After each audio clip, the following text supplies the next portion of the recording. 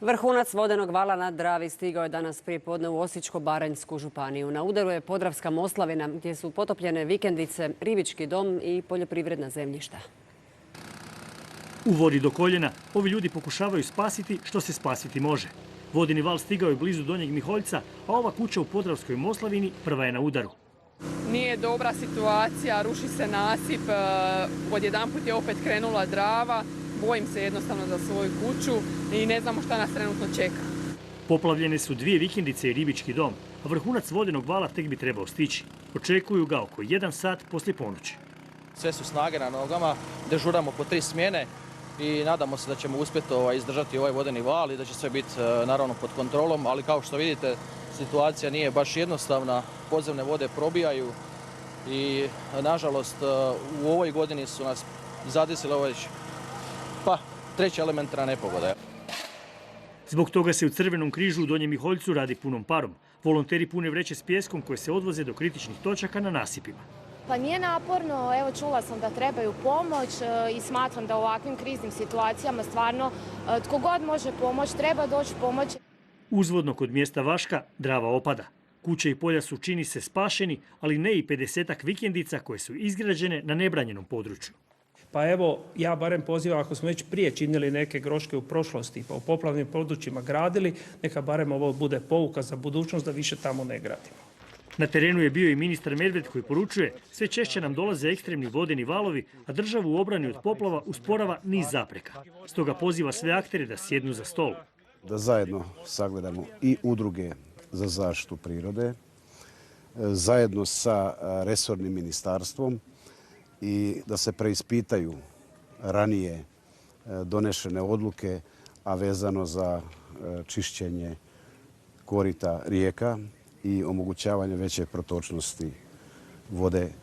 U dijelu Hrvatske s druge strane Drave malo su odahnuli. Prekodravski su nasipi izdržali. Ja imam 58 godina, nikad nije došla takva agresivna Drava, brza, pred sobom rušila, lomila drveće, tu udarila u taj naš nasip koji nas je spasio, moramo reći. 500-tinjak ljudi dan i noć punilo je vreće kako bi ojačali 50 godina star nasip i uspjeli su. No idući put upozoravaju, možda neće biti te sreće. Na nekoliko mjesta Drava dere obalu, kako mi to kažemo. I pismeno smo se očitovali i ovo je prilika da kažemo da u tom smislu treba određene aktivnosti.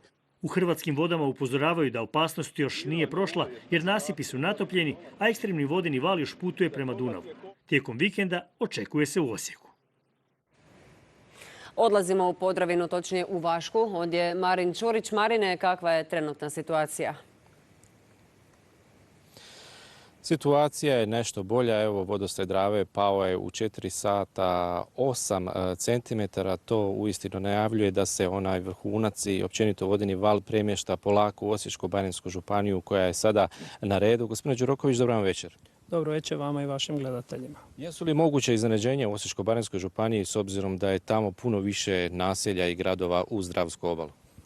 Pa iznenađenja su uvijek moguća, ali samo onda kada se ne radi svoj posao. Kao što ste vidjeli ovdje u Virovitičko-podravskoj županiji, isto tako i u Osječko-baranjskoj županiji ništa nije prepušteno slučaju.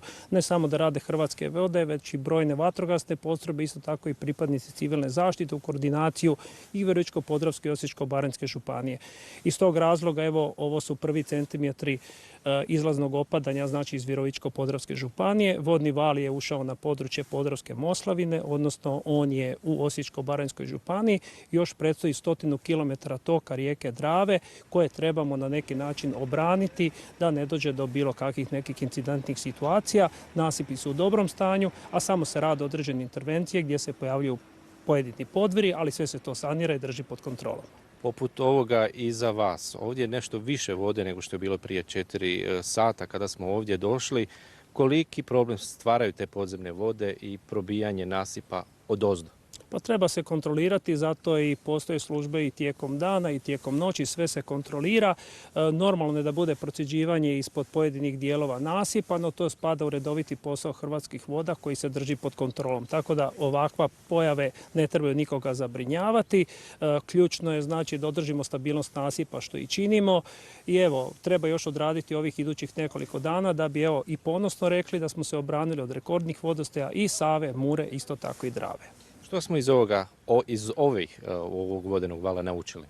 A mislim, možemo pogledati i zapravo zaključiti da smo dobro rukovodili situacijom, da je i Vlada Republike Hrvatske dala sve resurse na raspolaganje, od pripadnika Hrvatske vojske, svih drugih snaga koje su mogle pomoći obrani od poplava i dalo je rezultate.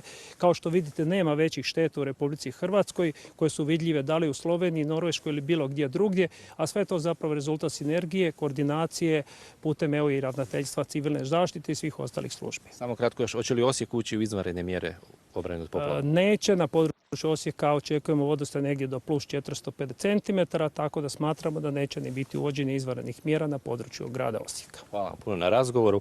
A vrhunac vodenog bala očekuje se večeras u Donjem Miholjcu u ranim jutarnjim satima.